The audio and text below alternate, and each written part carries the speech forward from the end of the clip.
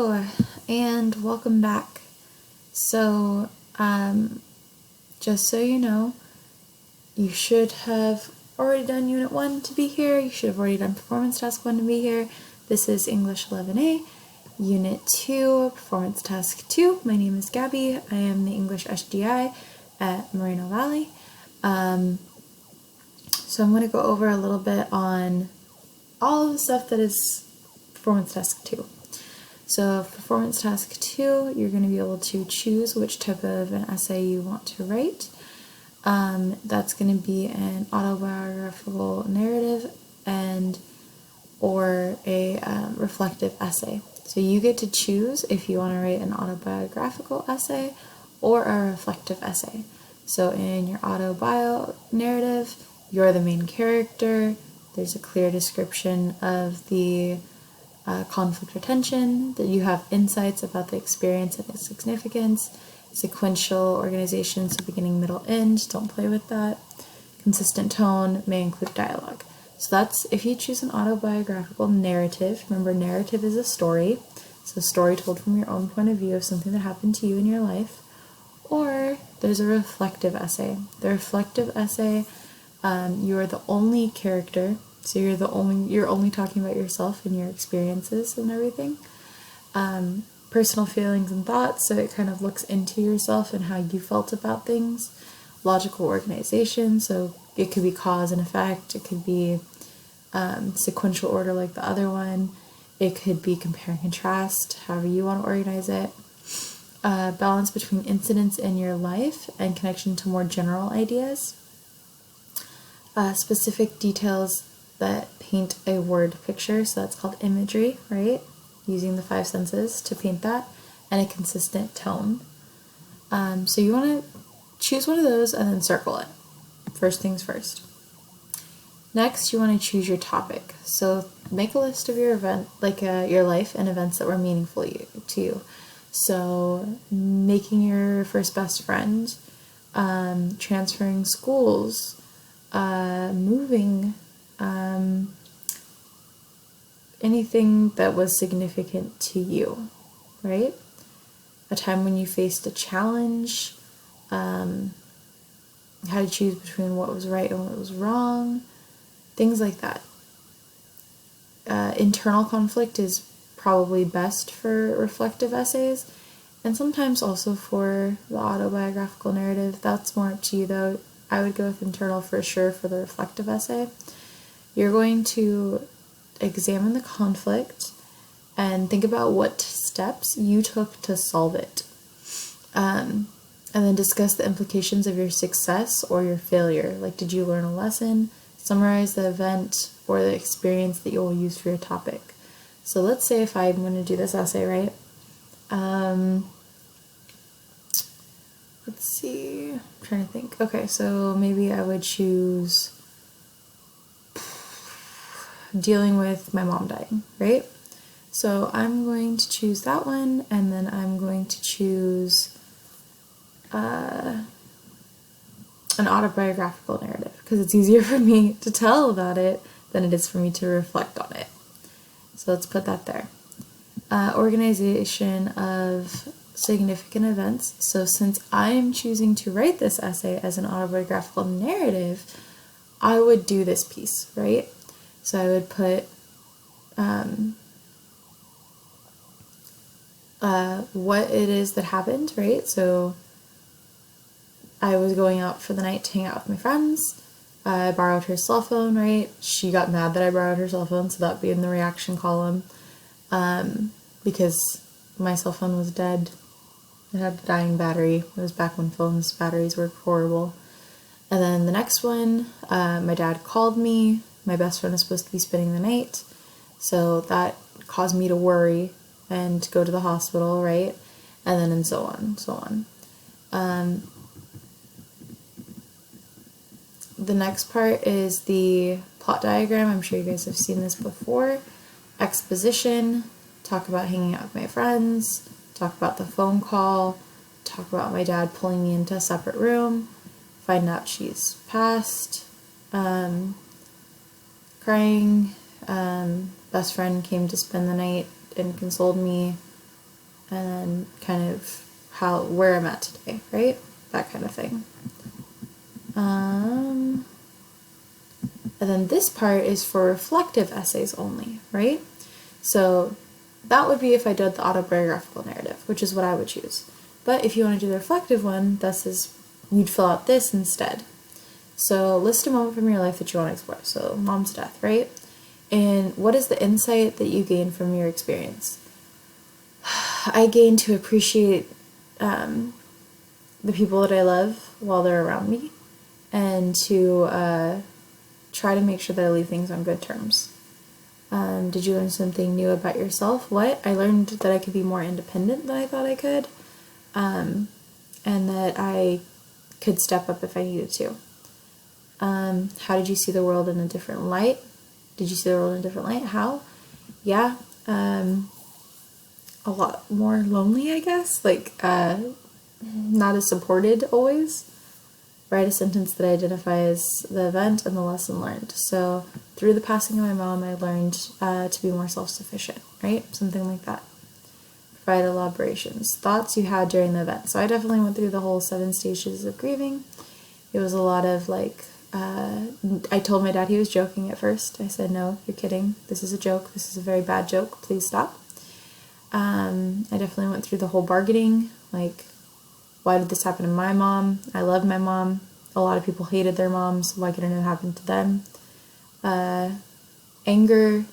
I misdirected a lot of the anger onto people in my life at the time. Things like that, right? So those are thoughts I had, feelings and emotions that I experienced, a lot of sadness, a lot of anxiety, depression, stuff like that. Sensory images, what did you see, hear, feel, smell, or taste? I remember feeling her, I remember feeling how cold she was. I remember seeing her after she passed. Hearing a lot of crying. Smell, or taste, I don't remember either of those. And then it says, begin with a strong lead. So since this essay is about you, so use these lines to compose a lead. So, interesting story. So I thought it was going to be an average night out with my friends. Turned out my whole life turned upside down with one phone call. Maybe that's my lead. And then they're all curious, what was that phone call? Why was this not a normal night out? So that would be a lead. Create word pictures. In narrative or reflective writing, it's important to show rather than tell. So I hit the baseball and I was safe with the roar of the cloud in my ears, right? So you want to list 3 details that make number 2 more interesting than number 1. Avoid words that mean nothing. They give you some examples there. Vary your sentences. So you don't want to say, I did this, I did that, I did this, I did that, right? You want to try to vary it up and make it more interesting. They have you rewrite some sentences so you can try to make them more interesting. See how it says making, making, making. That's not interesting. My big sister, my big sister, my big sister. Flip it around. Vary it. My big sister is my best friend. So my big sister really listens to me. Listening to me is really important for my big sister, right? Something like that. Just flip it. Revise your word choice. So a red house. Be specific. What kind of red? A maroon house, right? So fix those vague adjectives. So you want to rewrite these sentences, replacing the vague adjectives with vivid and precise ones. So that was all for the narrative essay. So if you're going to choose the narrative, if you're going to choose the reflective essay, you have to do all of that. If you're going to choose the autobiographical essay, you just have to do those 2 things. Another reason why I would choose the autobiographical essay, and just writing it as a story instead of a reflective piece. And then for this, you're going to write a 2 to 3 page written or typed rough draft. If you write it, you have to send me pictures and then include it when you drop it off at the center. But if you type it, you can just share it with me. I suggest this one, especially because it is a rough draft. You're going to need it for the next unit, so you have to hold on to it in some way or form, and it's a lot easier to go in and just fix a few things on the computer than it is to rewrite a whole essay on paper. You're going to double space this draft, so remember a blank line between each typed line, and then you're going to give this to me to add notes and revisions. I should go over the you should go over the oral presentation checklist to make sure everything's done. You're going to read your essay to me, so you're going to create an appointment time, which if you don't know how to create an appointment time, that can be seen how to do that in the how to make an appointment section of the Google Classroom. The final draft will be due at the end of Unit 3, so keep working on it, okay? Keep it, don't lose it, because I can't get any work back for you guys. Practice your essay so you can make sure to read it smoothly, and make sure that you did all of these things. So is there a main character or a narrator? Did you show instead of tell? Are you avoiding overused words? Did you use a strong lead? Did you vary your sentences? For the autobiographical narratives only, those things. For the reflective essays only, those things. And then for oral presentation, did you read smoothly, clearly, and with emotion? So don't read it very boringly, read it very nicely. These are the things that I'm going to be looking at and giving you feedback on specifically. What is done well? What do I want you to keep? What do I want you to add? So if you go and say red, I'm going to say no, maroon, right? Or whatever red it is. Cut, is there anything that I want you to take out? Did you start off talking about mother dying and then go into 500 other things, or did you stick to just that focused topic? Change, anything that's weird or organized incorrectly, and then proofread, run-ons, grammar, that kind of stuff. You get 5 points for this oral communication, and then you get points for your rough draft as well. Okay? So speaking and listening, so you have to at least get that meets expectation in order to pass. So sensory language, right? Showing rather than telling. Techniques are incorporated effectively, clear and concise delivery. Reader is effectively engaged and oriented, so I shouldn't be confused what's happening, where it's happening, what's going on, and I should be engaged. I should be interested in what you're writing about. Narrative techniques uses precise words, so you don't use the vague said, you say shouted, you say whispered, something like that. Sensory language used effectively. Well-structured sequence and effective conclusion. So I should feel like that's an end. And then this one is going to be more for the next one. You've revised your paper. So based off of my feedback, you've revised it. Okay? So remember, if you're going to, I did this wrong earlier,